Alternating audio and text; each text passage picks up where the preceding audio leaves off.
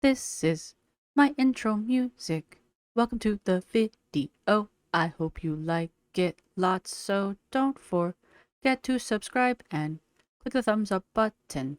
Now let's react. Hey, hi, hello there, and welcome to another episode of me watching the Lipedema Mama's podcast and listening to Anna reinvent herself on live internet. Bum, bum, bum. Anyway, somebody commented on, why is it wrong for Anna to reinvent herself? And it's like, well, there's reinventing yourself, and then there's lying. Anna is lying. That's why it's wrong. Anyway. I'm waiting for my game to load. Okay, so a couple of things. My my zombie file got corrupted, so we had to start a new one. And when I started a new one, they randomly generate these things.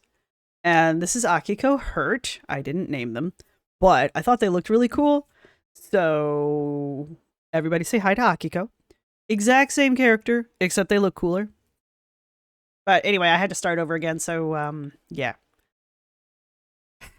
We will make it to this island, gosh darn it. And, alright, and I have listened to the second half of this, and I've decided to, re-listen to it again, because something you guys said in the video that I put up is that one of you was like, are you actually mad? And I'm like, well, I mean, kind of, but not really. Oh, and I'm actually sick. Got like a nose thing going on. And I've got a hair somewhere. A cat hair. I can't find it, but I can see it. Anyway. So I decided to go back and react to this now that I have already heard it once. To, I don't know, tone down whatever. But I guess that's probably how I should do these, is like listen to them first and then react to them, because I don't know. Apparently when I get too animated, you guys think I'm like pissy. I'm not. I mean, I'm irritated, but I'm not like angry. Like when I'm done here, I'm more concerned about if I'm going to play this game file again than I am if Anna's actually going to like stop lying or not. Lies. Anyway, so yeah, so that's where we're at. If you want to know, if you want to know all the stuff that's going on in this, I would highly recommend at least listening to the first 10 minutes of the part 1 of this, of the Lipedema Mama's podcast, of me listening to that. We are playing a different character. We did actually make it to the lake, but don't worry. We'll make it to the lake next time. Or this time. We'll make it there. I promise. Duke's Bear is the friendliest, smiliest, bounciest bear in town. Why don't you go rest, Akiko? I don't know where they get these names from. He's only... Wow, that's a lot. This is like 1990s. 1990s Kentucky. Anyway, I've backed this up. I think we might be overlapping a little bit, because I backed this up to 26:28. We might be overlapping a little bit here. Hopefully not too badly. So, trying to think if there's anything I need to say before we jump into this. Thank you to everybody who's been supporting the channel. Thank you to my subscribers. Thank you to my members. You guys rock. Thank you to everybody who's going to give this a thumbs up. And pretty much all I've got. So, let me make sure. Yeah, I don't think you can hear the game. You should be able. I think I've adjusted the sound on this one, because I remember the first part 1 was a little quiet. So hopefully the podcast part of this will be less quiet. We'll go with that. And yeah, so that's what we've got. So we're going to play zombies because there's no video for this. We're going to listen. Oh, I did start looking into this podcast. Because something was said close to the end of the second half. These two women work with Dr. Amron. They're past patients. Oh, sorry, of Dr. Amron's. I don't know if they've both had surgery with him, but definitely one of them have. And I scrolled back through their past episodes. Their episodes go all the way back to 2023, April-ish. And so, I mean, happy 2-year anniversary, I guess. But they've also had Karen Herbst on here, and they just like talk about how she's an amazing person. So they've had Amron, they've had Herbst, they've had a bunch of other people that Colin went over in his documentary, who are all part of the same con chain, in my opinion. So this is just part of that same lipedema misinformation circle, in my opinion, that Anna is now part of. So I was wondering how this podcast and Anna got connected. And if you listen to the One Girl Talk, it's because, you know, she was following Anna's social media, and she wasn't. That's not how they got together at all. They probably got connected because Anna became Amron's favorite cash cow, and he sent her to this podcast so that they could connect. There are like 2 comments on Spotify, which is where I'm listening to this at. There, you can listen to this on other platforms.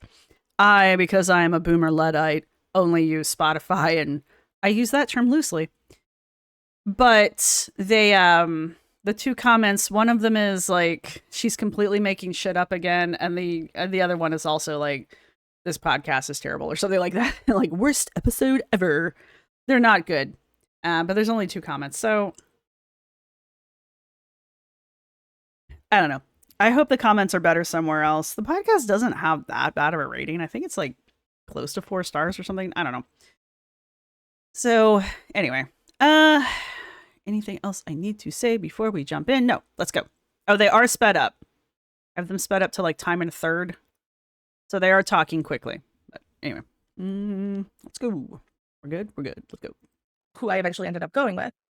And when I saw Dr. Amron during the consult, Oh, okay. Anna has just got done telling us that she picked Dr. Amron to be her surgeon because she had gone to PubMed and read medical journals and medical papers about lipedema and had selected her doctor, Amron, from those papers by herself without any kind of assistance.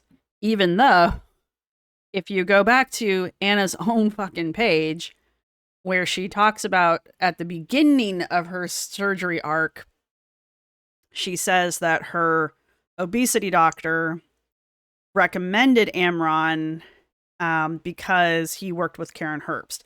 Someone else reminded me that the other reason she went with Amron is because he either didn't have a BMI cutoff or his BMI cutoff was significantly higher than other plastic surgeons who Anna was too heavy for, basically. And the other correction is apparently Anna's obesity doctor put her on Wegovy for her weight. I swear that's not what I heard, but someone corrected me. So if y'all want to go back and re-listen to that and determine for yourselves, that's fine. I did not hear that, but other people did. So I'm not, guys, I'm not going to go back and re-listen to it. I'm sorry. But I will make note that people are hearing other things. So there you go. Those are the 2 things I wanted to clarify. So now, Anna is talking about working with Amron and her first consultation with Amron. Go. it became very clear that my body was so fibrotic that my issues could not be fixed by diet. And I think this is the fascinating thing that doesn't get talked about enough in our community. And I think it predominantly only affects later stage patients, which I think it's maybe why it doesn't get talked about a lot. But when your lymphatic system is like completely shut down from lipedema, it also affects your veins. So your veins start to rise to the top of your skin. That's why a lot of people with lipedema have like varicose veins. In my case, most of my lower level veins were completely contracted and most of my blood was moving through a series of veins just at the surface of my skin. I was also starting to pool plasma in various spots where the veins had broken. And so I had parts that I thought were like fat rolls, which were actually pools of plasma. Really? Interesting. Yeah. So there was just really bad circulation. There was really bad flow. She's getting this pools of plasma thing from Karen Herbst. When Anna did a video of her going to Arizona to go consult with Karen Herbst and Karen Herbst's magical mystery egg pod. That was, anyway, it's a stupid video. There's a lot of questions. Anyway, Karen Herbst used I don't know, not a doctor. I don't know. She used a sonogram? She did something. And she was able to look inside Anna's arm and show us the 4 inches of fat between Anna's epidermis and her muscle. Anyway, and then pointed out somewhere in there that Anna had, even though I couldn't see it, but again, not a doctor.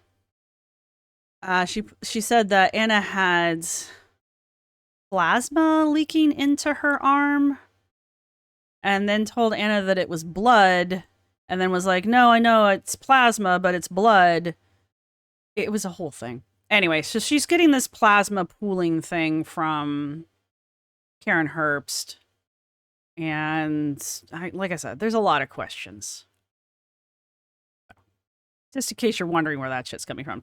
Karen Herbst is also the one that told Anna that she does not have lymphedema. Karen Herbst is the one responsible for defining what stage 4 lipedema in the US looks like, and stage 4 lipedema in the US must have lymphedema as well. So if Anna has lipedema but not lymphedema, I don't know how she has stage 4 lymphedema. Because by Karen Herbst's own definition, Anna doesn't qualify. But what do I know? I don't know a lot, apparently. Onward. And movement of pretty much anything in my body, because those veins, those things that move, the lymphatic system, were all just so much pressure on them that they could barely move what they needed to move. And this affected a lot of like blood related things, blood pressure, all of this. So when it got down to it, a lot of discussion was had, and it was like, surgery needs to happen now. And the hope is that we clear the system and then things can start moving properly, and maybe you will lose weight. I don't get my hopes up about that. That is not something I'm focused on, because it is a very much we don't know what will happen. Yeah. But there have been a lot of people in the later stages that I have heard from multiple doctors that I'm working with, not just Dr. Amron, but also my doctor in Houston, that have been able to clear all the pathways, and all of a sudden their body has normal trajectories to move things around, and weight loss does start to happen. So it's one of those things where I can't focus on that, because again, everybody is unique and everybody responds to treatments and experiences differently.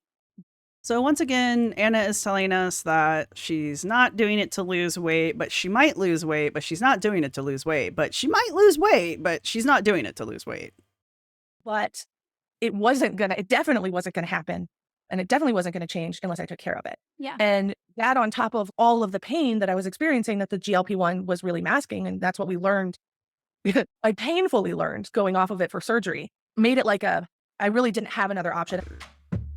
Hey, Ashley. Hey, Sean. I got to tell you about my newest current obsession. All right. So the one that I More into medical, it's huge help to my best friend, Mirena compression, and let me try flex fabric and cooling and wick woolen every single. Choosing the right compression for you is another. And state where the option is you are leaking blood in your body. And see if these wonderful garments are your long-awaited perfect fit.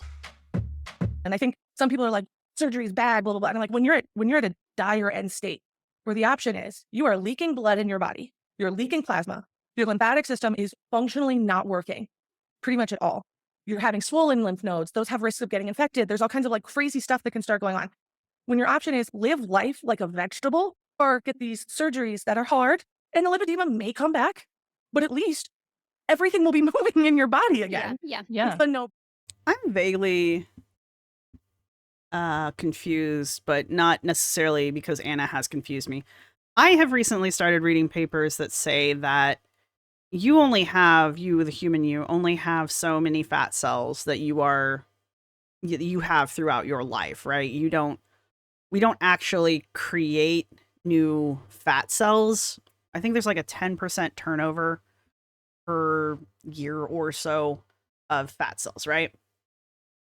Meaning, if you do something like what Anna did, where she basically had fat cells literally sucked out of her body, those fat cells are gone, right? Which is why when Anna puts weight back on, her body shape has now changed, because she doesn't have fat cells in her legs or now her arms anymore. to expand, because that's what weight gain apparently actually is the fat cells are literally expanding, and when you lose weight, they contract. These are things that I'm reading in papers lately.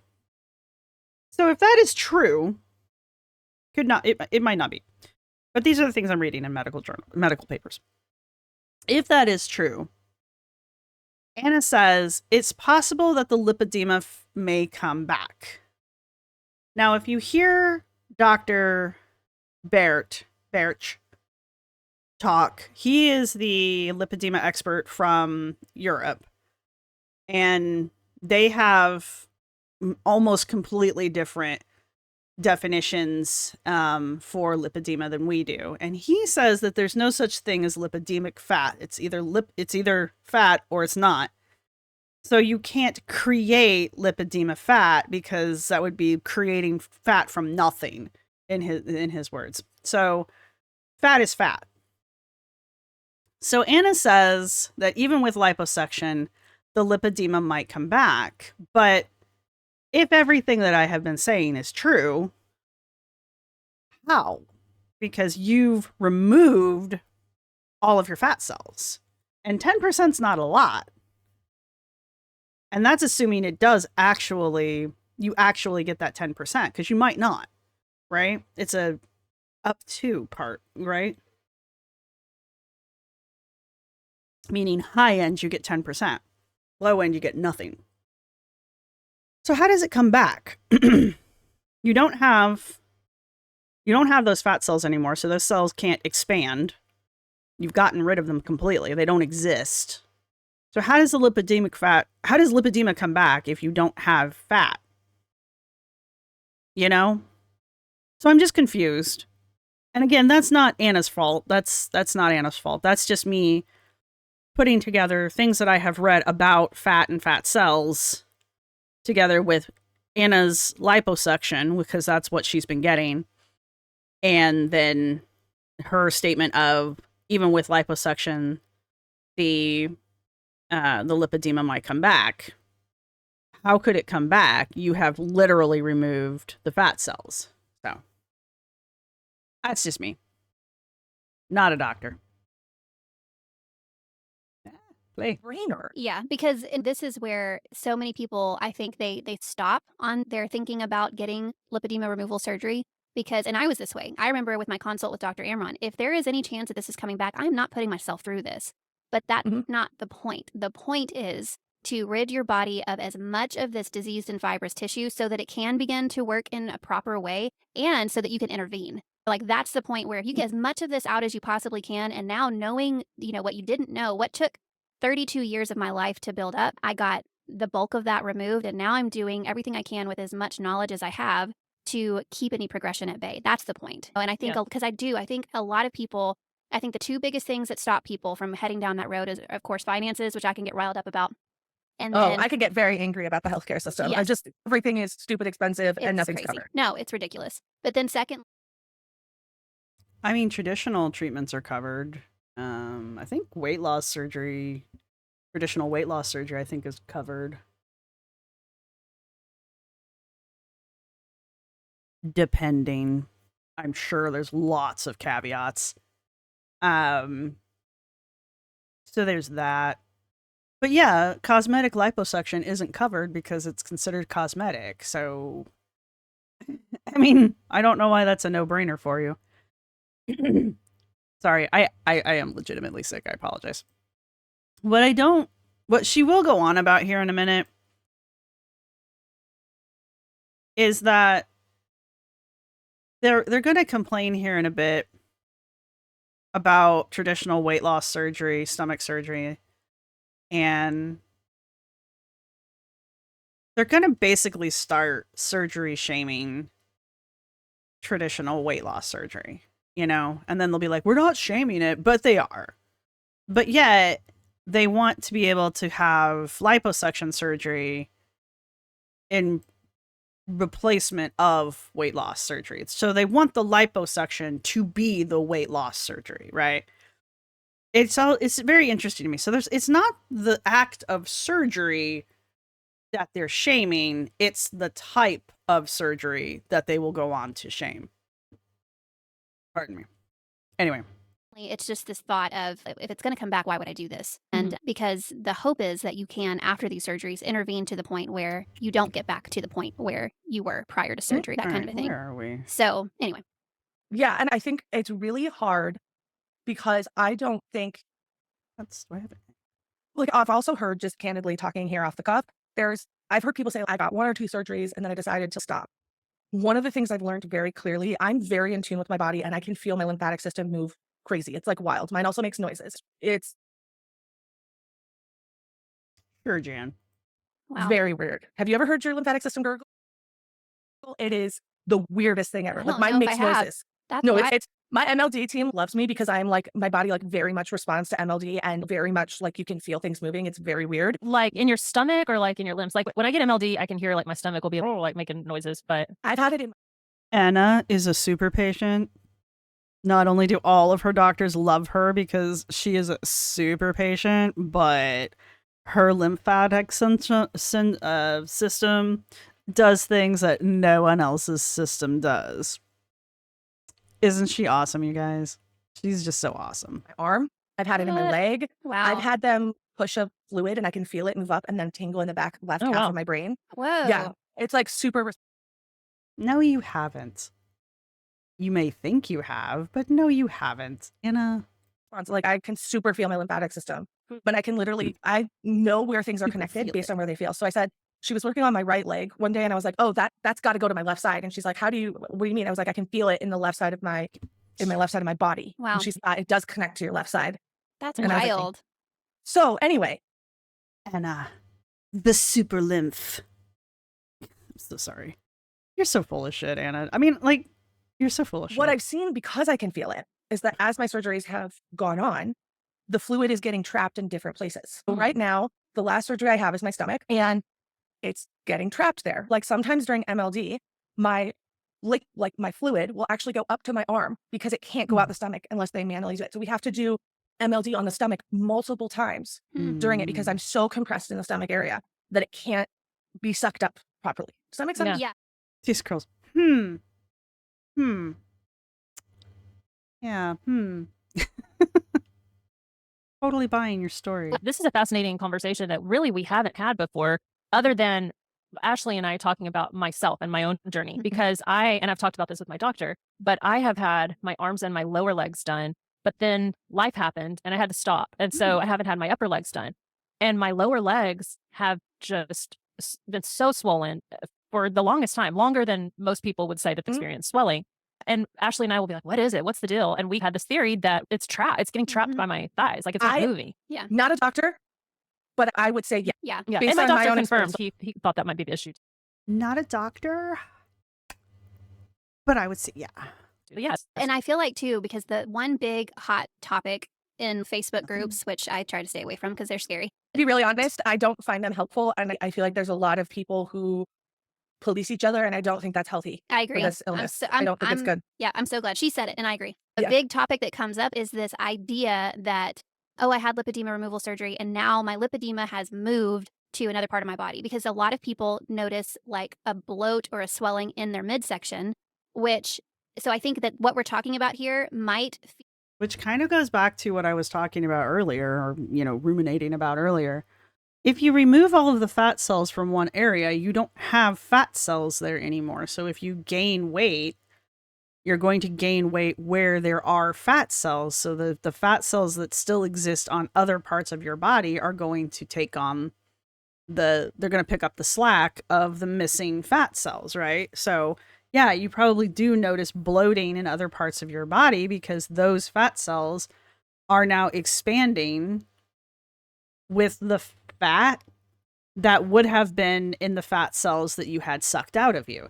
It's why the European doctors do not recommend liposuction as a treatment for lipedema until the final stages, of which losing weight is the first. So you're not supposed to get liposuction. Well, you don't get liposuction overseas until after you have lost all of the weight you could possibly lose. What's that? because of this very reason. Feed into this a little bit, or it might help explain. I feel like that people often see Hand-operated fluid collect in press. their abdomen because when they get MLD, they're just treating like their legs. Or a lot of people have the leg pumps that only pump their legs and don't pump their abdomen. And so where's all that fluid going to go? But their abdomen. And then if you haven't had your Or it'll go up to your armpits if you have an Yes, abdomen. Yeah. yes. So here's the thing I will say. I'm going to be spicy here for a second. I would say 50 to maybe even 75% of MLD practitioners are shitty, Oh, are yeah. just absolutely terrible. I am absolutely obsessed with my MLD team, but they are pros to finding a good MLD. In my experience, as someone who's worked in oncology, if you find someone who has experience in the cancer background, usually will be much more informed about the body. And what I've noticed is when I've gotten someone I really feel good about, and I've had MLD in multiple states and multiple places, and I've seen really good and one that was absolutely terrifyingly bad, where someone tried to pitch me a business while giving me MLD, and that was Stop. wild. How many MLD doctors have you had? Because you only started getting MLD treatments after your first surgery, which was August of last year, give or take. No, you ran your 5K. Sorry, do not come for me. You ran your 5K in March. I feel like you did something else in between the 5K and your first set of consultation visits with Amron. You started your consultation visit videos with Amron. You finally got around. Maybe it was June or July. It couldn't have been any earlier than June or July. Either way, my point is, you've only been getting MLD treatments for like less than a year. So how many MLD people have you seen? Do you go to like a different one every week or something? Like, are you slamming the one lady that you went to and made a video with, and you were talking about how awesome she was, and yeah, I don't understand. So whatever. Anyway, what I've come to see is a really good Anyway. practitioner can feel and tell where your liquid accumulation is whatever. and will adjust their MLD Bertsch. to that. Yeah. So I think it's a skill and it's an art and it's an unappreciated art. Most of these people do it because they love it and they love seeing the difference. But I have never gone to an MLD and not with someone I really trust and think is great and not had them work a bunch of areas that had nothing to do with where I was currently struggling. And every single time they're like, we have to clear a path for that to have somewhere to go. So if all of these other areas are full, you have nowhere for that liquid to move to. Yeah. So that's, I think, a huge problem in the space is just bad MLD. Yeah. And I had MLD before my surgeries and I thought my person was great and they were not. Yeah. They were doing cosmetic MLD, which is not, Yeah. which is even if someone's trained in the right methods, like it's beyond And that. it's hard because you hear like how beneficial MLD is. And then I think so many women are frustrated because they're like, I don't notice anything. Are they doing it right? I went to someone who the first MLD that I had after my surgeries, first I had it in Spain by a team that was amazing. So good, so in tune. And so thankfully I did, because then when I came home, I knew what I was looking for. But it's hard to find someone that's really thoroughly trained. So I found this business online that was called lymphatic therapy. And I was like, this business name is lymphatic therapy. Obviously they know how to do lymphatic drainage. And that's what she like advertised. That's what she advertised, was that her specialty was like lymphatic drainage. And I didn't know what to look for, like credentials or whatever. So I went in and had this very bizarre, like hot stone, very hard, like pushing. And I was thinking to myself, like, this feels great, but this is not lymphatic. This is not MLD. But I wouldn't have known had I have not been to someone who did it properly. Yeah. Yeah. And I'd also say, like, one of the things that's really interesting about lipedema MLD is, especially as you get to the advanced stages, there is different techniques. So as the body becomes more fibrous, we start by opening my whole body. And then we do use harder techniques to physically move the liquid out. So because I have trapped pathways, some of that force has to literally push it through. And that's where I hear like the gurgling and the movement. But yeah, we would never start with that. Does that make sense? It's opening everything up. But I do, it's hard because I am grateful to the Facebook communities for finding commonalities in the conditions and helping people better understand the relationship between lipedema and things like heads and other chronic illnesses that I don't think would have been discovered if people weren't talking to each other. At the same time, I feel like there is a lot of, for lack of a better word, gamification of lipedema care, where people think that I am a better person because I manage my lipedema better than you. And I have had people message me and be like, you're eating the wrong foods. You wouldn't have gotten to stage 4 if you had done X, Y, and Z according to me. And here's the interesting thing that I think never gets talked about. Conservative treatments will help manage lipedema, but it will not stop the progression of it. It will reduce the swelling. Actually, according to doctors outside of the US, it will, because doctors outside of the US do not view lipedema as being a progressive disease. They view obesity as a progressive disease, but they do not view lipedema as progressive. So they treat the obesity first because obesity will progress. And if obesity progresses, the lipedema will get worse.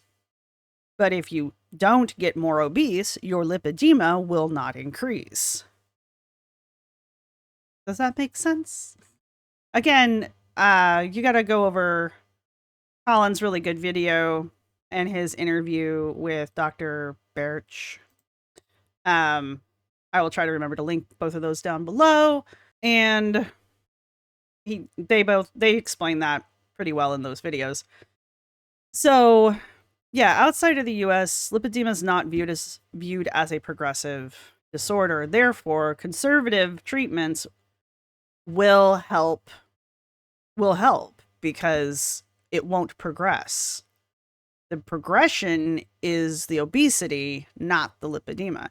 Here in the US, for whatever reason, obesity and lymphedema are not connected. Because why? Because obesity is not connected to anything, you guys.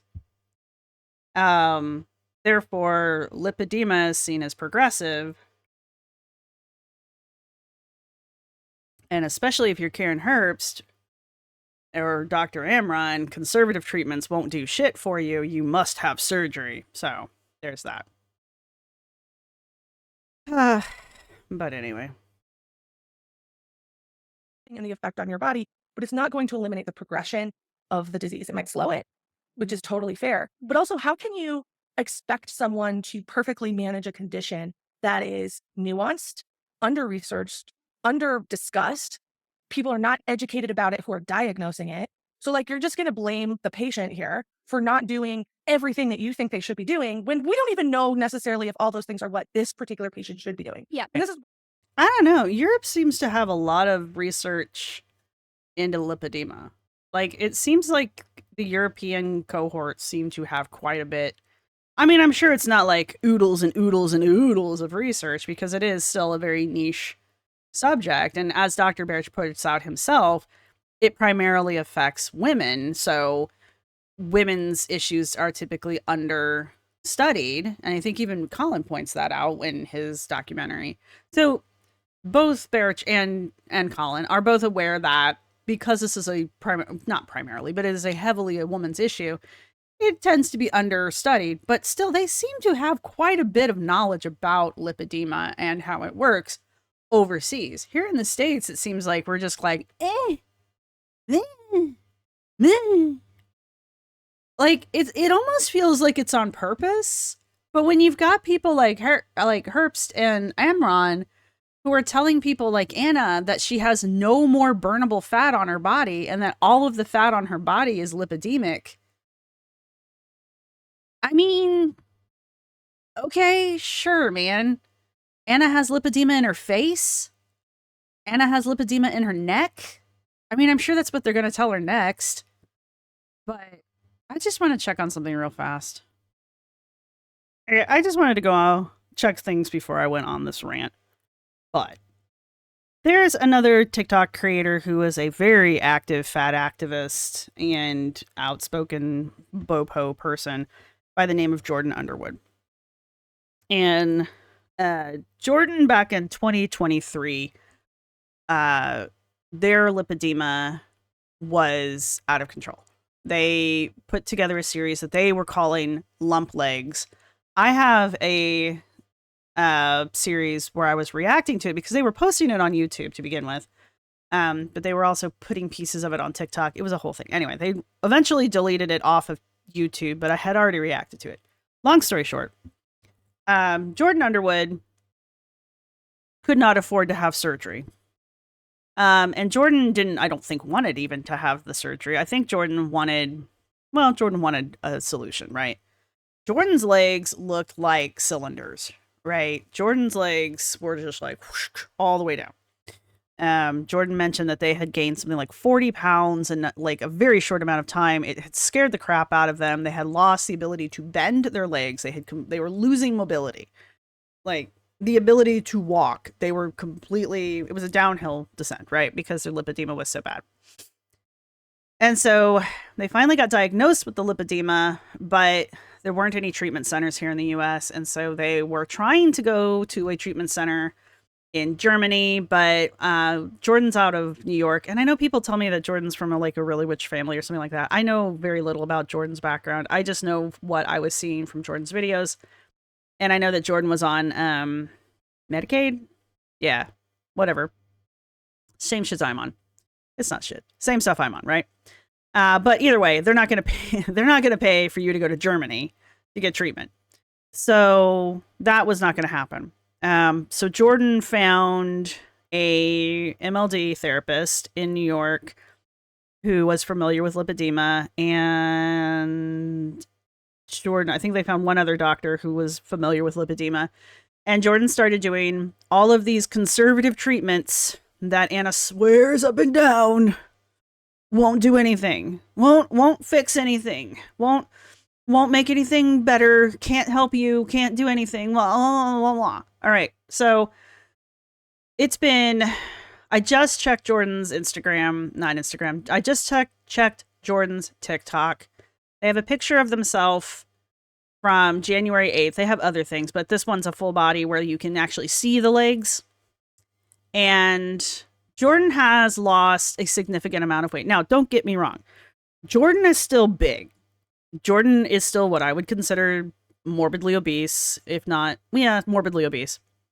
Jordan is at least as big as Anna, if not maybe heavier. I wouldn't know. I would probably need to do a side-by-side comparison or send pictures to Ilona and let her do her scale eyes thing with them. But the point is, and I have dug up picture. I took 2 screenshots with dates on it, and I will put them up here somewhere. One picture is from 2003, where Jordan was starting their lump legs series, which meant they were starting their treatments for their lipedema.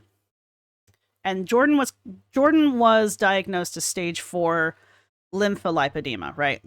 Anyway, Jordan often would, I don't know why Jordan would say this, but every once in a while, Jordan would say they were stage 5. As far as I know, there's no stage 5, but I guess Jordan was just trying to impress upon us how bad their legs were, right? Jordan did the leg wraps. Jordan explained how the lower leg wraps worked, and then after they did the lower leg wraps for a while, they were able to do lower and upper leg wraps. I don't think they ever did anything with their stomach. Jordan did try to say that they had lipedema in their stomachs, but I don't think they ever did anything about it. And Jordan did a lot of water aerobics in the beginning because swimming was the only time, this was according to Jordan, that they could be out of their wraps without any kind of negative effect, because apparently the water acted like a wrap. I don't know. I'll see if I can't put the playlist down in the description. There'll be a lot of links in the description. The other thing Jordan did, and Jordan threw a massive fit, huge fit, crying, calling people names. I'm gonna die. This is the worst thing ever. I mean, it was a whole fucking thing. Absolute meltdown over this. Jordan had to go on an anti-inflammatory diet, which pretty much resembled paleo. And Jordan was not pleased. Jordan had their meltdown. Jordan had their fit. Jordan went on the diet. Jordan did the anti-inflammatory diet. So Jordan did the anti-inflammatory diet that they absolutely despised. They had nothing nice to say about this, by the way. They did the leg wraps. They did all the other conservative treatments. They then started doing a variety of different exercises. I think the last time I checked, Jordan's doing some kind of like tap dance. I know that they had started doing different types of dance. I haven't been following them that closely lately, but just browsing through their TikTok clips real fast, they were doing tap dancing or something. But Jordan is still an incredibly outspoken fat activist. Again, still very overweight, not healthy person at all. Don't get me wrong. Jordan's legs are still massive. Jordan's legs look like legs. Jordan's treatment and Jordan's use of the diet and doing what the doctors told Jordan to do have taken Jordan's legs from looking like cylinders to looking like segmented legs. You can even kind of see on Jordan's lower leg, there looks to be like stretched skin. It looks like they've got loose skin on their lower legs, probably from the decongestion from using the therapies to get the fluid out of their legs, right? If that's not reversal, I mean, not a doctor. Now, don't get me wrong. Jordan was told that they have lipedema. Anyway, they've got both the lymph and the lipe. They've got the liquid and the fat. I don't care. You can correct me all you want. I don't give a shit. But either way, so they were treating both the lymph and the fat, right? And I'm pretty sure that's what the majority of the swelling in their legs was the lymph. Anna supposedly doesn't have lymph problems, right? As per Karen Herbst. And with the anti-inflammatory diet, Jordan did lose some weight. Not a lot, but some. Okay? So between the minor weight loss and the squishing of the fluid up where it's supposed to go and out of their legs, Jordan has legs and has reclaimed quite a bit of their mobility, right? Anna wants us to believe that that can't be done. Anna wants you to believe that this is not possible, that this is not something that can happen. Jordan has proven Anna wrong. Jordan is probably a more extreme case than Anna has ever been, and Jordan proves Anna wrong. Right? I don't understand. This is just another one of those situations where Anna doesn't want you looking beyond the curtain. She wants you to take her at face value. She wants you to believe everything she has to say. She doesn't want you thinking for yourself. These two women are compliant. They're helping her out because they are also patients of Amron and Herbst. And so they are willing to say the same bullshit that Anna's saying because they are also benefiting from it. Right? So anyway. Where the like going to the doctor and seeing how your system works versus someone else's is really important. But we've prioritized these communities where people are sharing information for free. And that's part of the problem, is that getting diagnosed and getting treatment is expensive and Facebook is free. Yeah. It creates this weird dynamic where I don't believe that our validity of the illness can progress until it gets more medical attention. Yeah, I totally agree. And I think our like doctors right now that we are talking to, even the ones that are what we would dub the experts in the field, they did not learn about this in school. And hopefully that is something that's changing. There's a group from Lehigh University, a group of like honors students who chose lipedema as their honors project. And their goal is to get lipedema going in universities. I think sometimes we forget, to your point, that we are really on the cusp of this becoming a well-known thing. So much of the awareness has been brought by patients themselves and people talking. But goodness, we're still waiting on freaking insurance companies to realize that this is not cosmetic. It may have a cosmetic effect, but that's not the number one goal here. It's functionality, it's quality of life, it's life-saving in so many ways. And I sometimes just wish we would all collectively give ourselves like a pat on the back, because we are trying. It's exhausting. It is. It's exhausting, not only managing it, but also trying to get people to wake up and realize like it's a thing and it deserves attention, just any other ailment does. I'm going to say something really spicy. I'm going to be really spicy. It's a spicy episode. We love the spicy. Okay. So I posted something yesterday where I was like, weight loss surgery is not a treatment for lipedema. And I had a very angry response to that with someone saying, it can help you get to a surgery, blah, blah, blah, blah, blah. And I am flabbergasted that people are not aware of the fact that many doctors promote weight loss surgery because it will be approved by insurance, not because it's the proper treatment, not because it will help you manage. So, again, going back to 600-pound life, Dr. Now will not treat lipedema in his patients until after they have lost weight.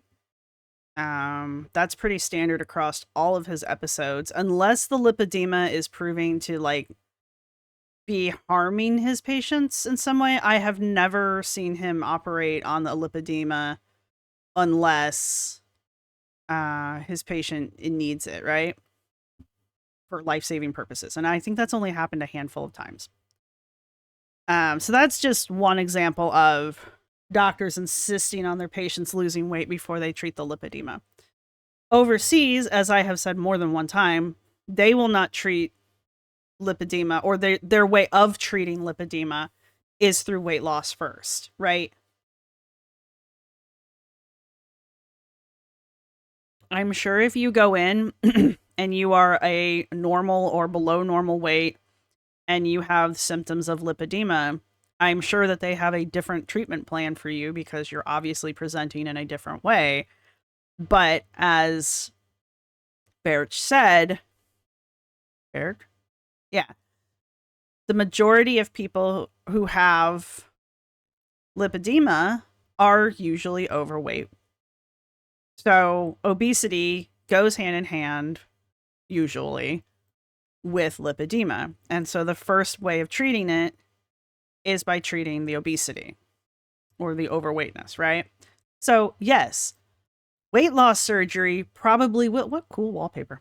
Weight loss surgery will, if you are not in America, help with your lipedema according to European standards. As I understand them. This is my understanding. All right. Again, I will link. Ooh. Maybe we'll make some mac and cheese. Again, I am going to link Colin's videos down below, which are not only his really good documentary video, but also his interview with Dr. Bertsch. Anyhow, I guess this is my long-winded way of saying Anna's not a doctor and neither am I, and in my opinion, Anna's wrong. Illness, but because insurance will cover it. Yeah.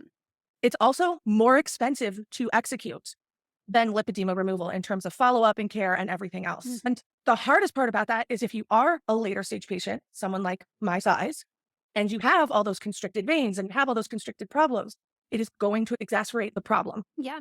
Because it is not going to solve the fact that those systems are not working. So now you're asking your body to recover from a major surgery without repairing the systems it needs to recover. Yes. And those weight loss surgeries can do an absolute horrendous number on your ability to intake proper nutrition.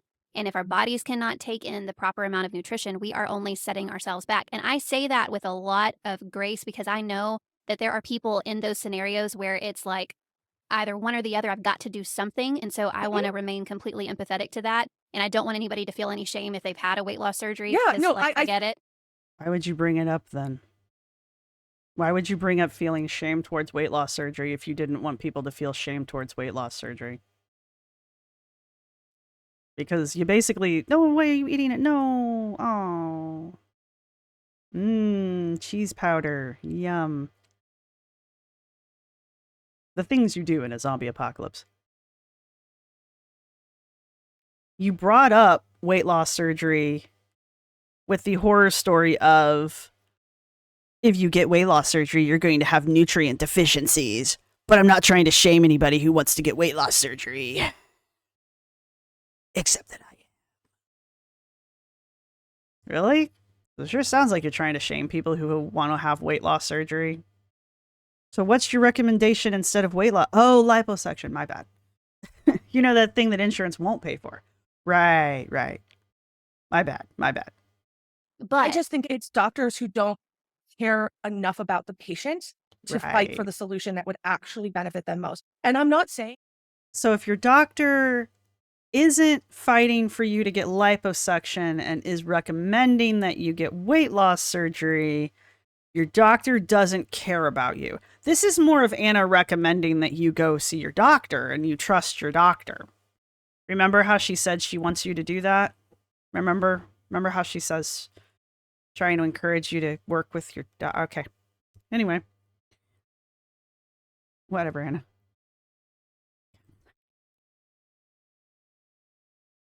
I wonder if she ever plays these things back and listens to what she says.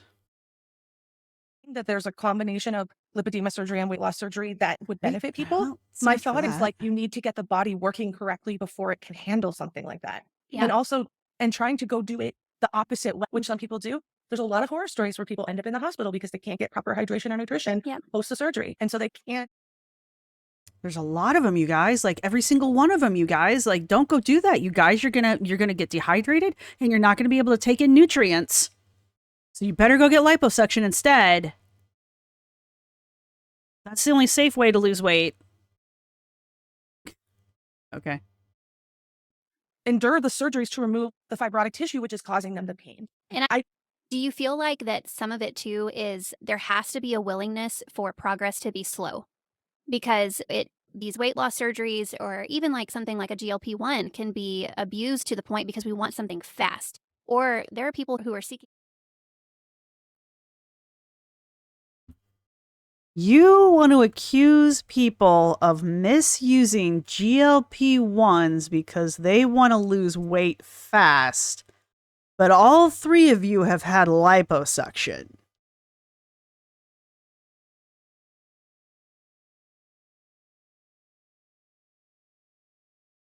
All right.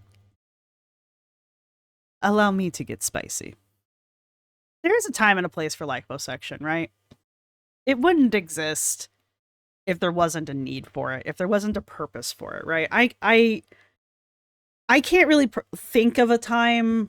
I can't think of off the top of my head a reason for why you might need liposuction, honestly, because I can't think of one. But I am sure there is probably somewhere a medical reason, a legitimate medical reason for why someone might need liposuction, right?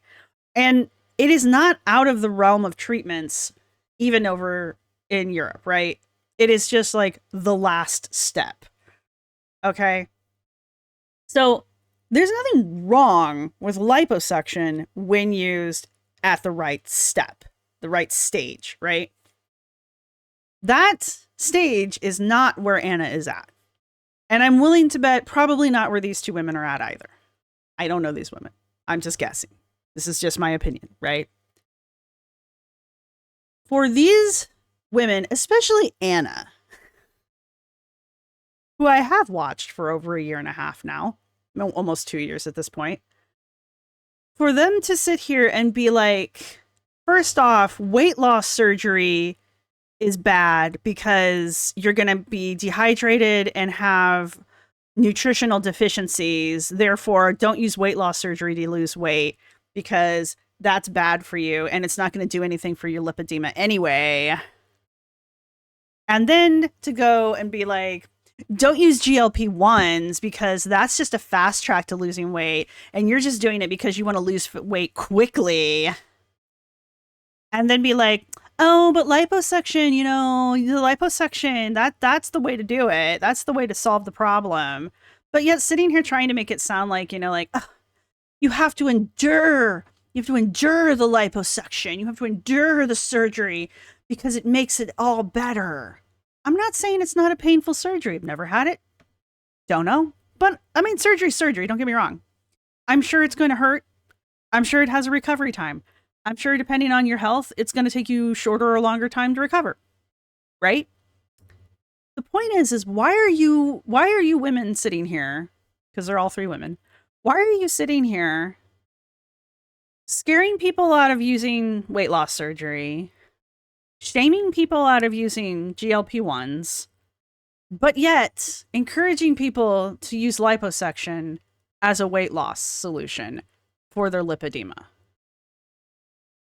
I would have less of a problem if you just didn't mention those other two and you just sat here and talked about how awesome Amron is and how awesome liposuction is for your lipedema. I wouldn't have nearly as big of a problem if you didn't feel the need to go after these other two forms of weight loss management, both of which that have a better track record of permanent weight loss. I just like, I'm sure somebody in my comment section has some horror story about A, GLP-1s, or B, weight loss surgery, because there are horror stories out there of both of these things going wrong, because there's horror stories about everything going wrong, right? Percentage wise, these are very small numbers of people, and I hate being like that, but percentage wise, that's how it is, right? There are more people who benefit from GLP-1s and from weight loss surgery than there are people who suffer ill effects, right? It still sucks to be those people. There are people who, when they have weight loss surgery, who do not uptake nutrients well or who have hydration problems. Sean of Steel himself talks about how right after he got his surgery, he had liver failure, kidney failure, because he was dehydrated, because he wasn't drinking enough, because he couldn't get enough water into himself after his weight loss surgery. Okay? So these things do happen, right? But the majority of people don't have these problems, or if they do, they're very easily mitigated, right? These 3 people are sitting here making it sound like every fucking person who has weight loss surgery is going to have nutritional deficiencies and dehydration for the rest of their lives, and that GLP-1s are just easy street for weight loss, and you're just doing it because you want a quick solution. If you 3 are going to sit here and be like, you have to endure the liposuction, then you better sit there and be as willing to acknowledge that being on GLP-1s is not fucking easy. All right? There's a lot of side effects that are very unpleasant to the GLP-1s that a lot of people suffer, right? They're not life-ending. They're not life-threatening. They're just really unpleasant, which is kind of how the drug works, honestly. So if you have to endure the liposuction in order to get the Barbie doll body that you're apparently shooting for, then these people on GLP-1s are also enduring the GLP-1. Okay? So first off, go sit and twitch. And secondly, stop surgery shaming people. Why is your surgery okay, but weight loss surgery isn't? Okay?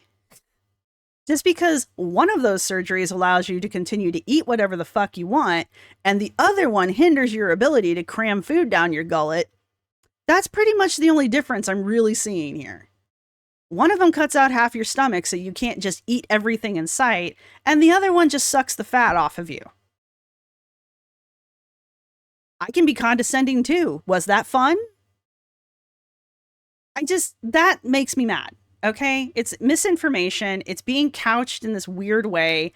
Where are they getting this information from? If they're getting it from Amron and Herbst in this way, then shame on Amron and Herbst for being like this, because it's very self-serving for those 2 doctors to be telling their patients shit like this because they're clearly on an agenda, right? Don't use GLP-1s.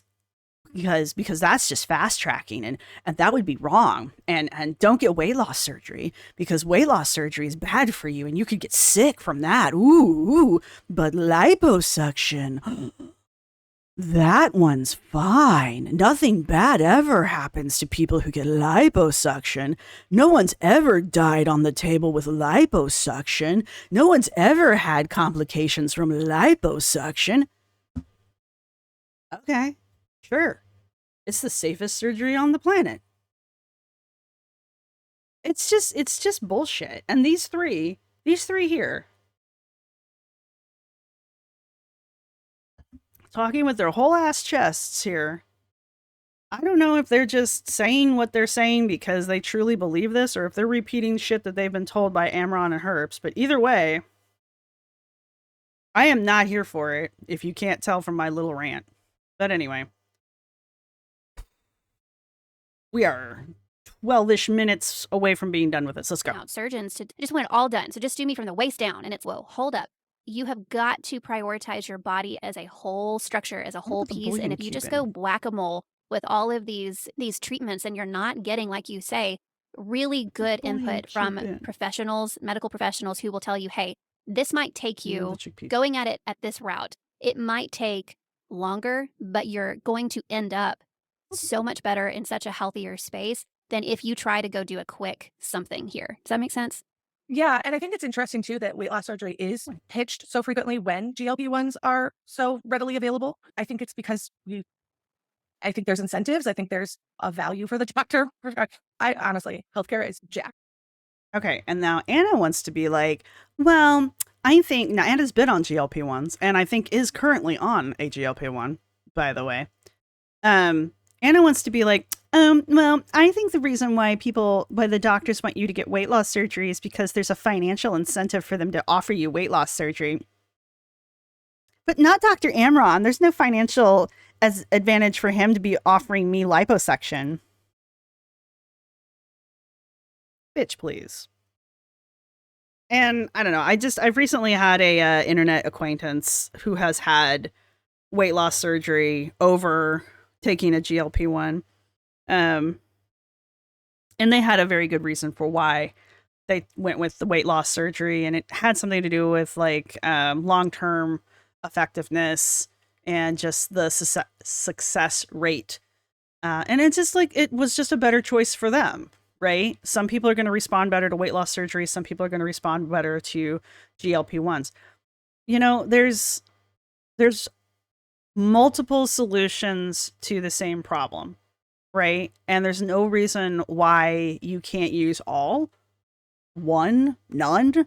You know, if you're trying to seriously lose weight and that is your goal and you need a little bit of an assist, you know, it's okay. As long as you're healthy and you're doing it with a doctor's supervision, go for it. You know? Why does it have to be black and white, man? And to have Anna over here, well, I think they want you to get weight loss surgery because the doctors are incentivized. Yeah, because Amron's not. Your plastic surgeon's not incentivized to sell you liposuction. Really? This is the argument you want to make, Anna? Really? Okay. All right. Let's go. All right. And I'm not trying to be, and again, I don't want to villainize anyone who's had that surgery. I had great results from it, and maybe really, even gone on because to you have sure sound like surgery you and have great are. results. I just have seen a lot of horror stories, and I have personal experiences in my life where people I love very much died because of weight loss surgery, and now I know why, and that's a hard. Ooh. Anyway. That's a hard thing to grapple with. And I obviously am going to be incredibly biased. I'm going to be incredibly biased. Yeah. And I will admit my biases. And I think it's just so important to have these conversations because I've had a weight loss surgery and I had it before I had my lipedema diagnosis. And now I can look back and it's just also, it makes a lot of sense. But I was at a point where I, just like everyone, I have done all the diets and I lost 40 pounds in 40 days and all the things. My legs and even my arms really were not responding to anything. My BMI was a 30, I think. And I went and talked to a weight loss doctor. I was just at that point where we get to where we're like, why nothing working before we know. And so do anything. And that's a reality. And and he said, I think you should have this procedure. It's minimally invasive, an endoscopic procedure. And it's a type of a weight loss surgery where they suture off a part of your stomach. And we recommend it for people with your BMI. And you'll get down to a goal weight, which of course my goal weight was like my high school weight. This made no sense, but this is just what I'm thinking. Like, yeah, okay. Yeah. And he's, yep, you're going to be at that weight in 6 months. Like this, I've only had like great success with this. So I get the surgery and I lost, I don't know, 20, maybe 30 pounds over the course of a year. You lost 20 or 30 pounds and over the course of a year. Your BMI was a 30. Your BMI is less than mine. Your starting BMI was less than mine is currently. And I've lost 12 pounds. You lost 20 to 30 pounds, which would be roughly what I want to lose, and then I'm done. What are you complaining about?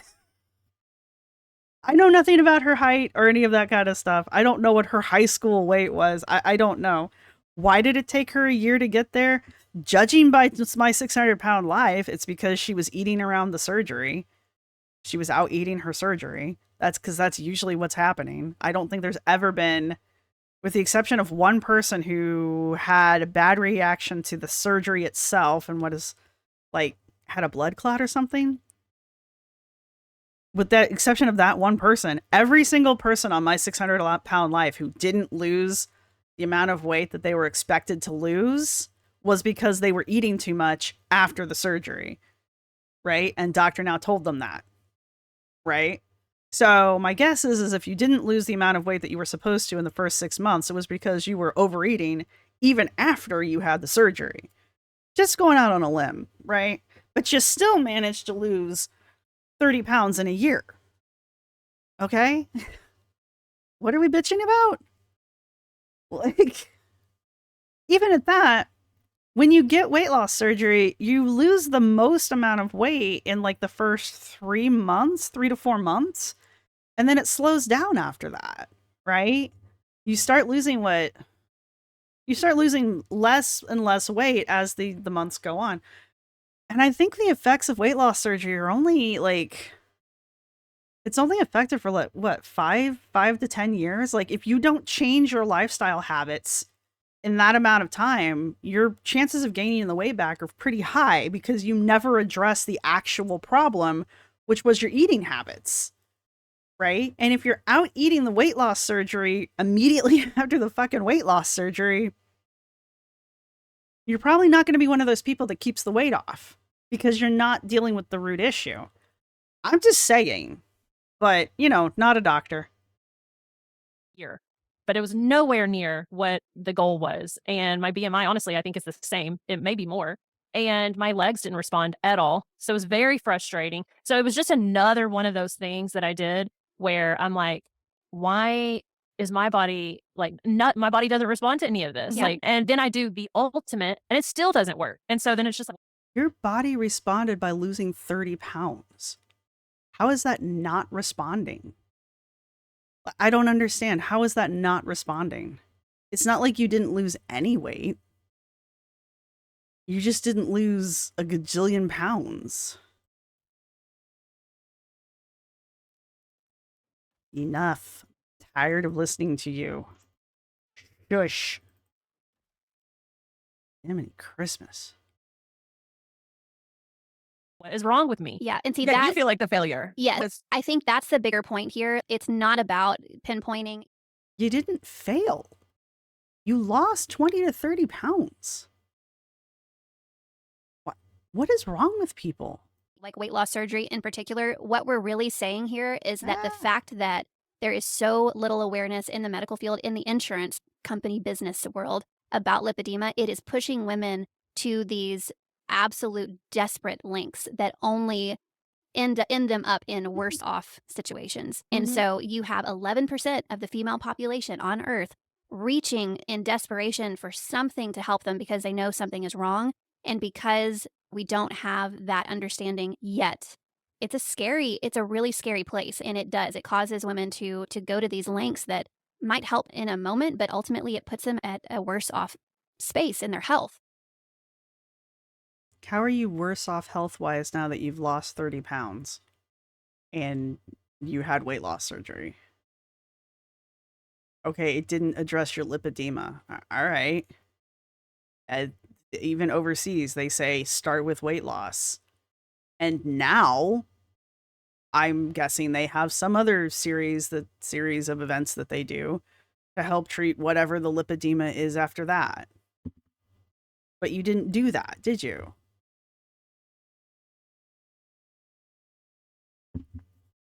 I guess she got the closest to doing it the way the European system suggests to do it, because she did try to address the weight first. I don't know, man.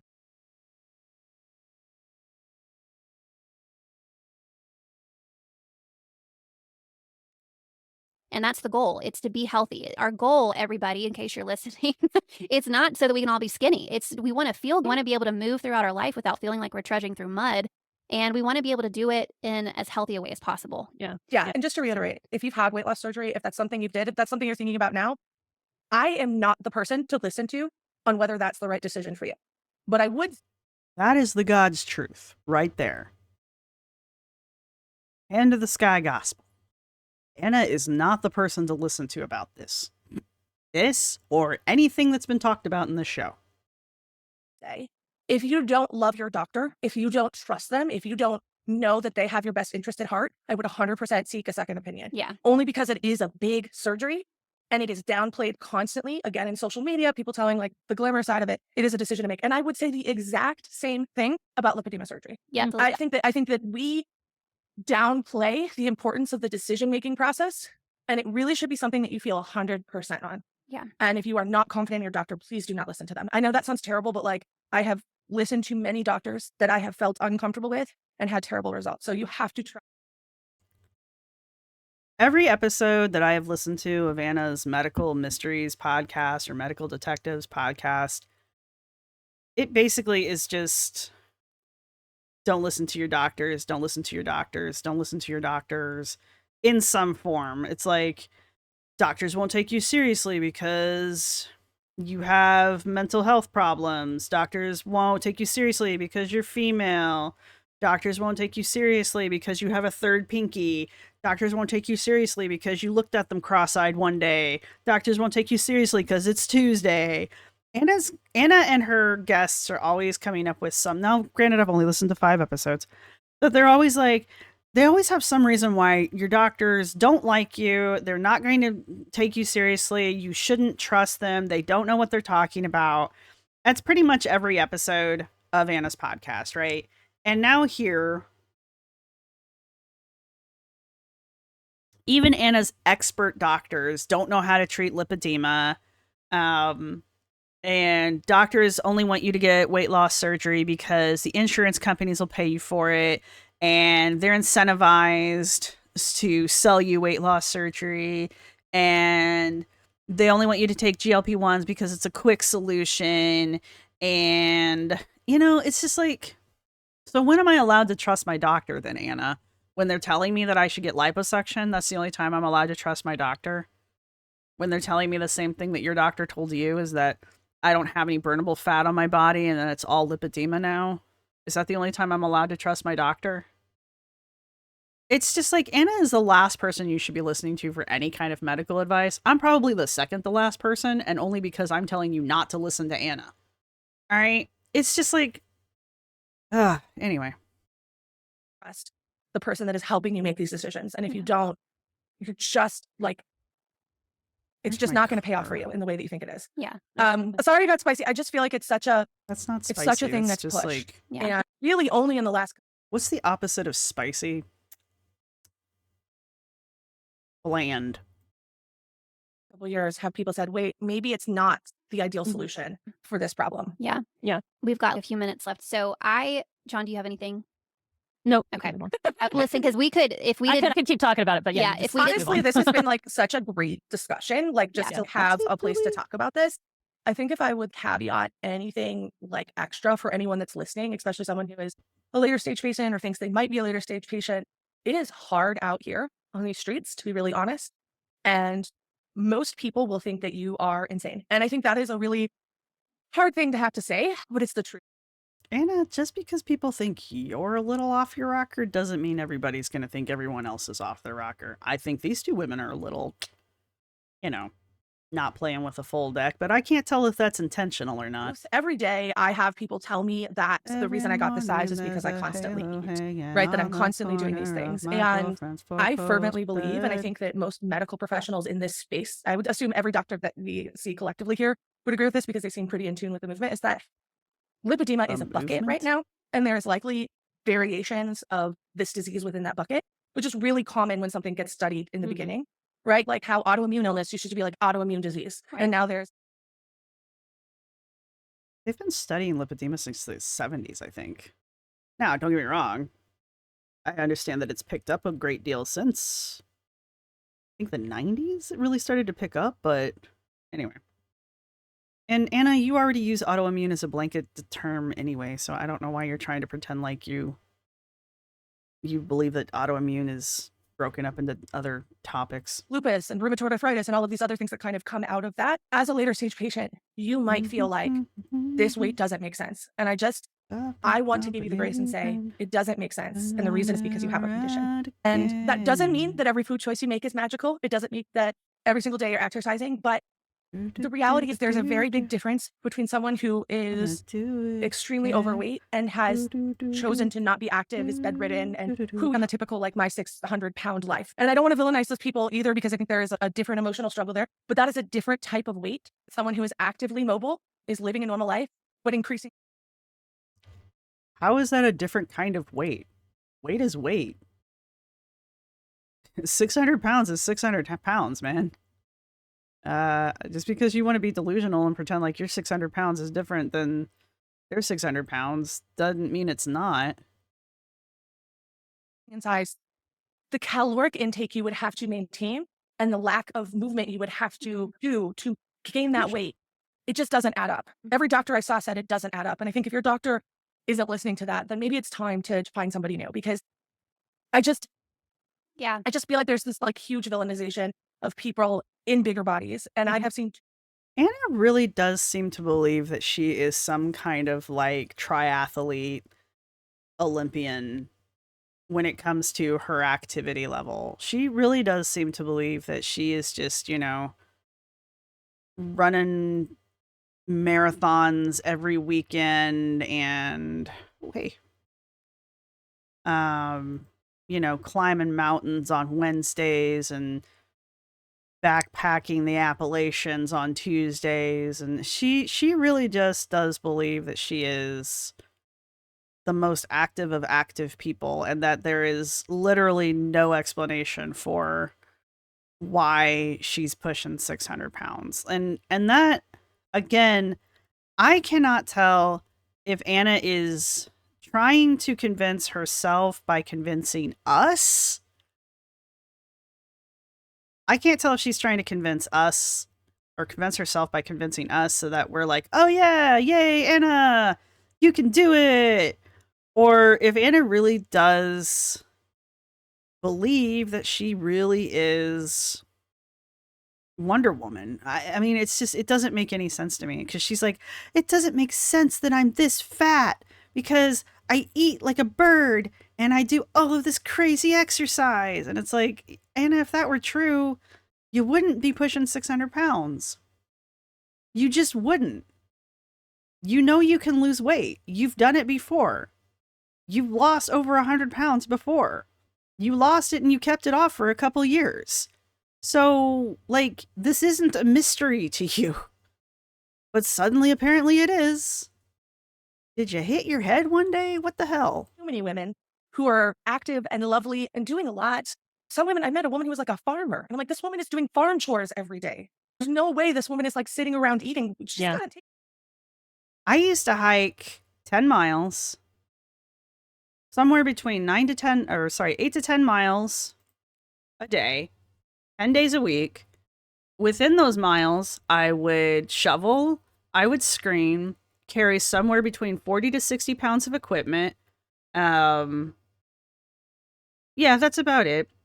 I'd have to pack in my lunch, pack it out. So, of course, my lunch was very light, because on hot-ass days, because a lot of times I was working in temperatures between 80 to 100 degrees sometimes for weeks, because reasons. Yeah, so I was outdoors that all 10 days, right? In a row. I would have 4 days off, and where I lived in a fucking hotel. Okay? I would have to go up and down hills. You can go climb the Hoosier. Go off trail in the Hoosier sometime. All right? Just have a good time. Be sure to take a compass with you. Matter of fact, take 2 compasses with you and a really good map, because that's like the Bermuda Triangle. But anyway, have a good time. All right? That's what I used to do for a fucking living. All right? I was still overweight. Okay? You can be an incredibly active person and still be overweight. You know why? Because I ate too much. Yeah, my lunch was like a bagel and cream cheese, like a granola bar, some jerky, and like trail mix with a lot of water. Because that's pretty much all I could stomach while I was working. And like breakfast was usually pretty light too, because I didn't want a real heavy meal on my stomach first thing in the morning before I go hike up a goddamn mountain. But when I got home, it was like nonstop eating. Okay? I know what was wrong. Anne apparently doesn't seem to have that much like foresight anymore. Like she doesn't seem to understand that food equals calories and calories equal fat. I don't understand. There was no point where I was like, man, wonder why I'm fat. It's because I ate too much. I was probably in the best physical shape of my life when I was doing archaeology. I was still fat. And so was the majority of my crew. Okay? They drank too much. They ate too much. This is how this shit works, man. It's not rocket science. Anyway. Care for farm. The hardest thing that I faced as a public figure is that people don't believe I live the life I actually live. You're damn and that right is a we very don't. weird experience. Hmm. For every time I stop do lying. something, there is a bevy of people who think that I've just done it for camera. And the Yep. wildest thing is Ah, like shoot. before Hold on. social media, I didn't. before all of this is who I was. Yeah. I did not become a new person for the internet. New people. If anything, my health journey was about getting back to who I was by relieving some of that. You sure about that one? You sure? Because before you started your blog back in 2012, you didn't run, you didn't work out, you didn't watch what you ate. Yeah. So you kind of really did reinvent yourself back in 2012 when you started your blog. And then you went dark. And when you came back in 2016, 2017, you reinvented yourself again as a fashion blogger. So you want to try that one again? You want to play that back and try that one again? Pain and honestly some of the weight because it does affect mobility. I'm not going to sit here and say I didn't want to lose some of the weight, but then it's very fascinating to see that people would rather believe that I am orchestrating an insanely complex and difficult series of filming ops than the fact that I actually walked a mile. Yeah.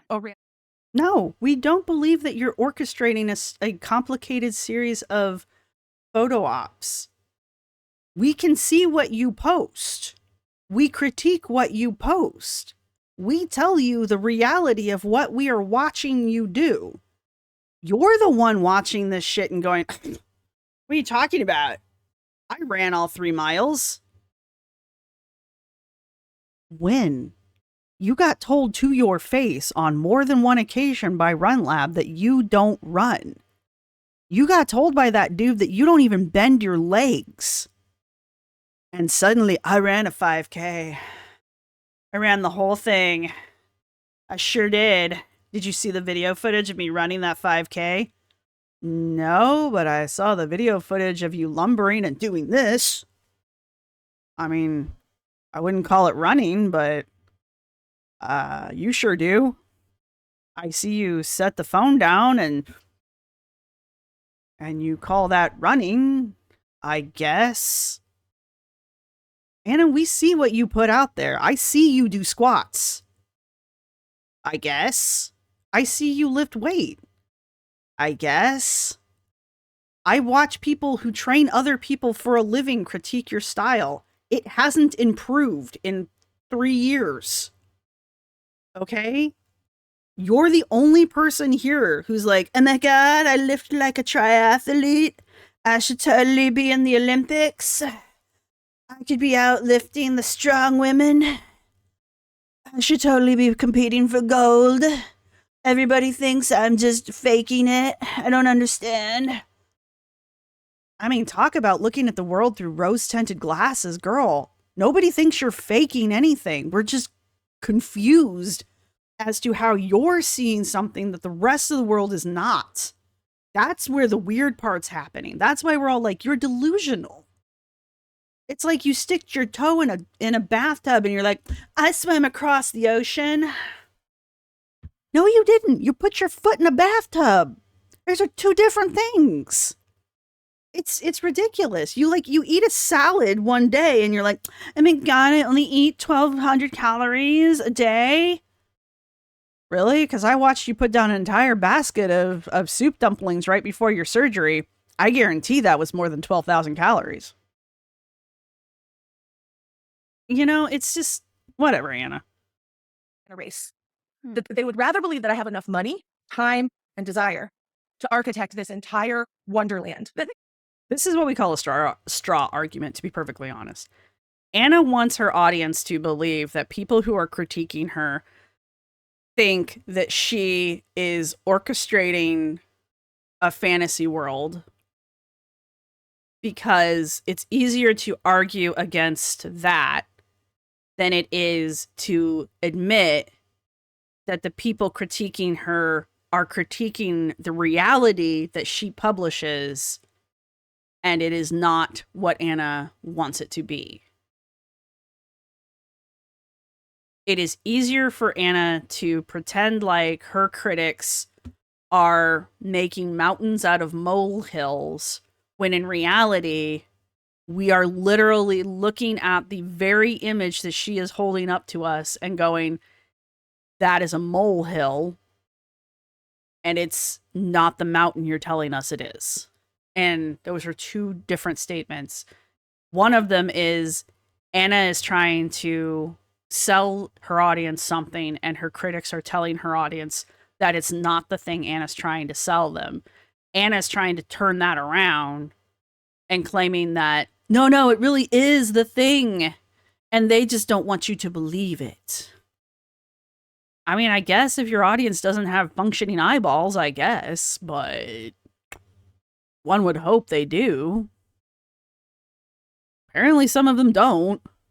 And I don't mean that in that kind of a way. I mean, anyway. The actual truth of that I just did it. Yeah. You didn't. And I don't know where they think I have that much money. Like, bless. Thank you for thinking I'm so successful. But you're both. Girl, you are given free shit hand over fist. You go on 5 vacations in a year. You go to Disneyland more than most people I know who live next to Disneyland. You've paid for how many surgeries, supposedly out of pocket? Stop. Just stop. Just stop. I'm not saying Anna's like Scrooge McDuck and she's like rolling in the dough. Anna lives comfortably. She just bought a brand new apartment that somebody, and now this may or may not be true, but one of you was telling me that the rent for that apartment is $7,000 a month. Yeah, Anna, I think you have money. I don't think you're going to go buy a private island anytime soon, but you clearly live comfortably. All right? You have enough money that you can pay $7,000 a month for an apartment in Houston or wherever the fuck it is you live, Austin or whatever. You know, one of the largest cities in the US. Yes, Anna, I think you have money. That doesn't make you a bad person. But if you're going to sit here and continue to lie, that makes you a bad person. Not have that cash. I wish. Yeah, people forget, like, just because it's on camera, it does not mean that it's glamorous on the other side or it's a wild thing. And I love that you're putting a voice to it. I think that what we're going to have to do is plan on an episode 2. Anna's whole shtick is selling us fantasy. Anna's whole shtick, there is a literal video that she put up of her running towards the camera going, it's a now and then picture, so it's a before and after, and one is her running towards the camera, and she's like, this is last year, and she's like all slow and shit. And then the next side panel is her running even faster. She's pumping her arms even faster towards the camera. And that's a year's worth of improvement. And it's like, okay, so her year's worth of improvement video the very next TikTok is reality versus Instagram, and she's got her "I'm running so fast, guys" video, and then like it cuts to reality, and she's she has to take a hit off of her asthma, her inhaler, because she can't breathe because she's winded herself, pumping her arms towards the camera to prove to us how much her jogging has improved. Which is it, Anna? Are you a amazing runner now, or are you faking it for the camera? Pick. It's just like, you are the person you're claiming we think you are. We think you're this person because that's who you pretend to be. Willing, we would love to have you back and just talk about. There's a lot there. I think that we should do it. Okay, this is just them giving each other fellatio and Anna saying she'll come back and then dropping all of her socials. So there you have it. I hope this was slightly less spicy. I'm sorry we didn't get to the island. Whatever. I hope you guys enjoy zombies. I thought there were more zombies. You know, I say that, and then they all come crawling out of the woodwork and eat me. But anyway, if you made it this far in the podcast, go ahead and leave, I don't know, a flower. Because we're at Blair's Pots in Paradise. Maybe it's Petals in Paradise. What does that say? Petal Paradise. Blair's Petal Paradise. Go ahead and leave a flower down in the comments section. Let me know what you guys think. I'm pretty sure I ranted more than once here. Especially near the end, because she just drives me nuts. And I don't know. Did you guys listen to this? What did you think? I know that there's somebody else who's going. I don't know which creator it is, but I know somebody else is going over this podcast anyway. So let me know who that is and if you watched it and what they thought of it. That would be kind of cool to know. And I don't think Colin's gotten to it yet. Get on that, Colin. Because he's got nothing else to do with his life. And that's all I've got. So, let's see. That's all I pretty much got. I think I've said everything I'm going to say. And so, thank you everybody who's been supporting the show. Thank you to my subscribers. Thank you to my members. You guys rock. Thank you to everybody who's going to hit the thumbs up. If you've made it this far, you might as well subscribe. I do have memberships if you are interested. And that's all I've got. So I will see everybody in the next video. Bye. My outro music. You can't copyright strike me because it's just me singing. This is my outro music. Thank you for watching. See you next time.